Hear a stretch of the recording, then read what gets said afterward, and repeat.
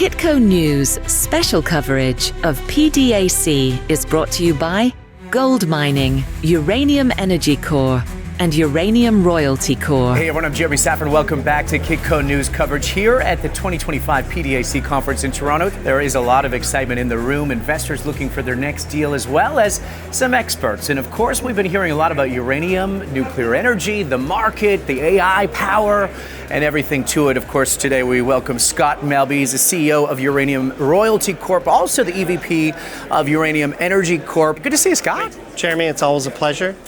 We have a lot to talk about this interview. Of course, we have Trump's energy dominance policy that we're seeing take, basically into effect now. We're seeing different executive orders take place in the White House. We were discussing off camera. Some days it moves rapidly, so we're going to try and keep up. I first want to talk about the space. I mean, it's been an interesting couple of years for uranium. As we know, it's cyclical, but it seems to be on an uptrend. Yeah, no, absolutely. I mean, I look at this from the perspective of a 41-year veteran. I've seen all the ups and downs and everything in between, but the last 3-4 years and currently where we are today, I've never seen a better narrative around nuclear power behind uranium, whether it's just the supply and demand fundamentals or geopolitics, the green energy transition, and now just the need for more energy. The U.S. has baseload demand growth for electricity again, and data centers, as you mentioned, are making that an even greater challenge. So it's definitely a time where we're going to need a lot more nuclear energy, and it's going to call for a lot more uranium. Yeah, let's talk a little bit about that. Open it up, because as I was telling you before, somebody told me when it comes to the uranium and nuclear industry, it's just about time and about trust. And it seems like the general public is starting to destigmatize. They understand that we are in an energy crisis. We need more of it. Go back to the supply and demand issues that we're seeing, particularly in the U.S. right now. Is still less supply than we needed? Yeah, so I mean, your first point about public opinion changing, I think that really happened with the green energy transition. And, the carbon-free aspect of nuclear power doesn't go away. We have the beautiful position of being in the United States loved by Democrats and Republicans. They get to nuclear for different reasons, but that's been the support for bipartisan legislation and just the general support for nuclear in the mix. In the supply and demand, we now have we've gone from a flat market where nuclear energy wasn't growing or even declining after Fukushima to a point now where nuclear energy is looking to double by 2040, and we have aspirational goals to triple nuclear power by 2050 at COP28, 29. We've had over 30 countries and 160 companies sign on to that pledge. So we're now in the unique position where we're building nuclear power plants and we're proposing new nuclear power plants faster than we're bringing on new uranium supply. And that's because we went through a very long, prolonged bear market, and there was not enough investment in exploration or mine development. Now, we need new mines tomorrow. And the easier mines, if there is such a thing in mining, are the restart of operations. So UEC's mines in the United States have a leg up because we were already permitted, licensed, and largely constructed. You've seen a couple other mines in Australia and in Africa, but we probably need 5 or 6 more between now and 2030, and that's where the supply crunch really hits. Right. Is it's not quick or easy to build a mine anywhere in the world. And talk to me a little bit about the macro situation, because on the back of that, we also have the uranium export ban coming from Russia, and I know that is a lot of the supply coming into the U.S. Talk to us about what that means and what we're going to do about it. Yeah, so one of our signature successes at the Uranium Producers of America last year was working with bipartisan members of Congress to pass the Russian uranium ban. And a companion to that was the Nuclear Fuel Security Act, which put about $3 billion into the revitalization of uranium conversion enrichment in the United States. The ban was very important because we've really we've had that sort of state-owned enterprise impact. 25% of our enrichment, 50% of our uranium today has come from Russia, Kazakhstan, and Uzbekistan, and that's inhibited additional mines in places like Canada and the United States. And with that ban in place, which comes in fully by the end of 2027, we now know that we can build mines in the U.S. and we won't be undercut by Russian or Kazakhs going forward. There was some discussion that, with the events in Ukraine, and if President Trump can bring peace to Ukraine. Will sanctions go away on Russia? And some sanctions may go away on Russia, but one thing that won't be undone is the ban. It's a legislative fix. So it was one of the reasons we didn't leave it up to an executive order that could be changed by a Republican or Democratic president. Legislation would have to be changed, and it was passed unanimously by both houses of Congress. So it's as much a revitalization tool for the U.S. industry as it is punishment of Russia. So I would see it not being impacted by peace coming to Ukraine if that should ever happen. Yeah, if it should happen, of course, we continue to watch for it with what's happening in Washington now and the discussions. If that ends up, I mean, is the U.S. front-running this? I mean, they seem to be getting ahead of it more than other countries here. Is it easier to permit? Is it easier to get going? Well, we went from a very low point. Zero. Yeah. U.S. uranium led the global production in 1980. Then the Canadians emerged, and then the Kazakhs emerged as the world's largest producer. But we have a generation of mines, whether they're the higher grade conventional deposits of the Colorado Plateau or the ISR mines like we're developing in Texas and Wyoming. They have very low capital cost and low operating cost. That allows us, we're not as big as, say, the big Canadian mines in Saskatchewan, but on a cost basis, we're competitive. And so I'm very optimistic. Not only is UEC moving ahead, and we drummed yellowcake in Wyoming at the Christensen Ranch Irrigary operations last week, but we have other U.S. producers coming on as well. So I'm as a head of an industry organization, I'm very happy where the industry is headed. At UEC, it's been an incredible time of growth. Yeah, you mentioned, Scott, that 45 years of experience in this industry. Has there ever been a time, as we know it's cyclical, we go through these runs where uranium seems to be the flavor of the week, Fukushima, something terrible happens, and then, the public kind of flips. Is this the setup for the perfect storm here in the uranium sector? I think it is, because we were very encouraged by the green energy transition and the impact that had on nuclear, but now the world, and particularly the developed world, needs new sources of electricity. All the electrical growth in global markets around the world was in the developing, India, China, and the U.S., Europe was stagnant or flat. But if we have to build, take for example, the state of Virginia, Commonwealth of Virginia, 20% of the electricity they're producing today goes to data centers. In 2 years, it goes to 40%.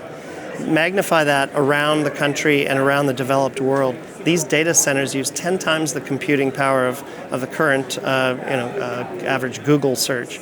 And if the U.S. is going to stay ahead of China and other countries, they're going to need to build out the power systems that will support that. For the United States and in a Trump administration, that means natural gas and nuclear. And thank God we have an administration that believes in more energy, not less, because if we didn't have that, we would fall behind in AI, and frankly, the U.S. would be subject to blackouts. And still, as it is, the nuclear energy industry needs to fire on all cylinders. On the oil and gas side, we need to drill and build pipelines. We need both of these components to bring us energy dominance and security. When President Trump came to office, one of the commitments that he made was if you spend $1 billion, we're going to fast track, we're going to get, drill, baby, drill, that kind of energy first policy.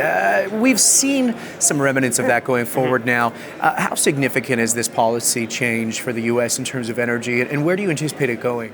Yeah, one of the first things that President Trump did upon being elected was announce the establishment of the Energy Dominance Council in the White House. It's a council that is comprised of the heads of all the major departments and agencies. It's led by Secretary Burgum in Interior, Secretary Wright in Department of Energy, and it's meant to just identify if there are any bottlenecks or obstacles, whether it's on the oil and gas side or on the nuclear or uranium, and just fix them. Like, you have a concerted whole of government effort to deliver more energy. I think Trump actually declared it a national energy crisis or emergency, and that's the way you need to look at it. So we can't take, in small modular reactors, which some of the folks in the Trump sphere, like Peter Thiel and Elon Musk and others, these are people that have put rockets into space and landed the rocket back on the pad. They look at a small modular reactor and go, well, that's really cool science, but that's not that complicated. It should be licensed in 2 years, not 8.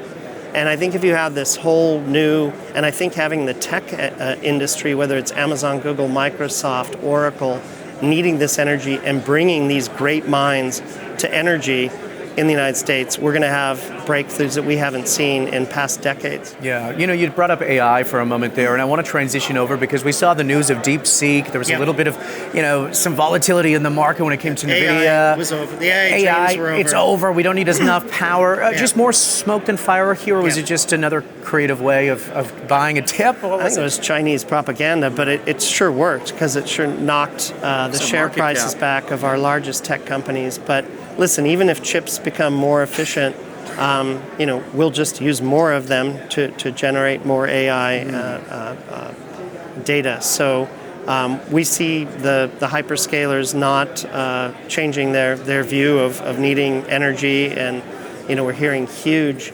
hundreds of billion-dollar data centers being proposed around the U.S. I think those that kind of employ a combination of gas and nuclear will have the greatest success because the gas may be dispatchable more quickly, and the SMRs, even the advanced ones, the first of a kind are being built by 2028, 29, 30.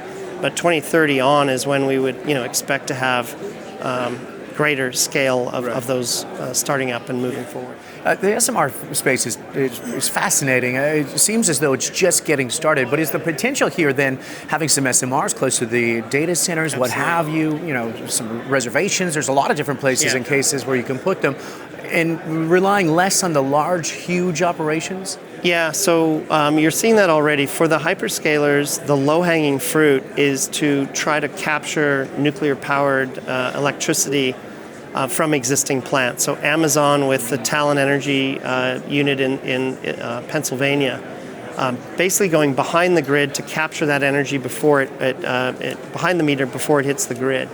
Microsoft restarting a shuttered reactor. That's kind of the next level of complexity. But then, there's only so many of these restarts. There's another one being proposed for Iowa. You then have to look to build new. And the SMRs are certainly aligning with these tech companies and receiving funding and joint development activities. But you also get to a point where I think in the United States, don't be shocked over the course of 2025, we have announcements of new large-scale reactors. Because think of it, if you're Dominion Generation in Virginia, you don't need 100, 200 megawatts a time. You need 1,500, 3,000, 5,000 megawatts. Yeah. You may need to go with large reactors. Now, the uranium prices are certainly coming back. They weren't what they once were, as you know, but the supply chain seems to be an issue. What does that mean for the 10% tariffs coming to energy from Canada? Yeah, there's been a lot of executives from Canada down in the United States and making their case to the Trump administration. Our industry organization didn't take a side in that. We believe that the tariff situation is really being negotiated at the highest level, at President Trump's level. So we've kind of stayed out of it, neither for or against them.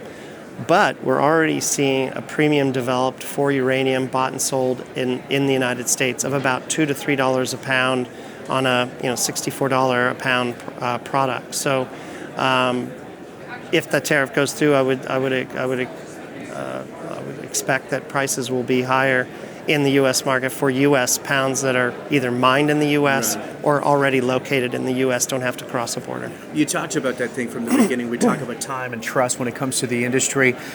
You were just referring to 2027, 2028 for some of these reactors to come online. When will this not be an issue for the U.S.?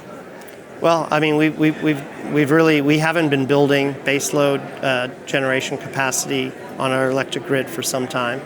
But I think as we build units and we gain experience, even the Vogtle experience with Westinghouse was painful, but there was a lot of lessons learned, and hopefully the next two units, don't repeat some of those mistakes. So I think we'll gain muscle memory and a capability, and especially in small modular and advanced. I think the U.S.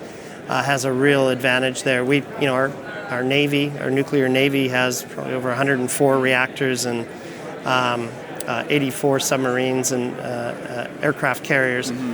We know what small modular reactors can be like in that setting. Building them on land in the various settings, whether it's data centers, desalination of water, heat, process heat, electricity for mining or petrochemical.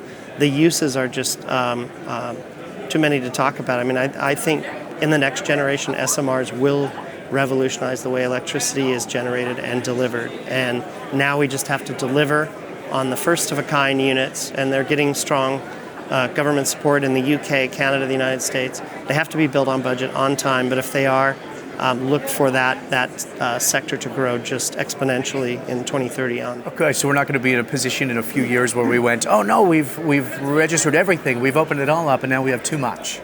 Well, no, I mean, we'd love to be in that position. We're playing catch-up suddenly after a long period of flat, low demand. Yeah, I appreciate it. Scott Melbye, of course, the CEO of Uranium Royalty Corp, joining us here at PDAC 2025. It's our 15th year covering this wonderful conference in Toronto.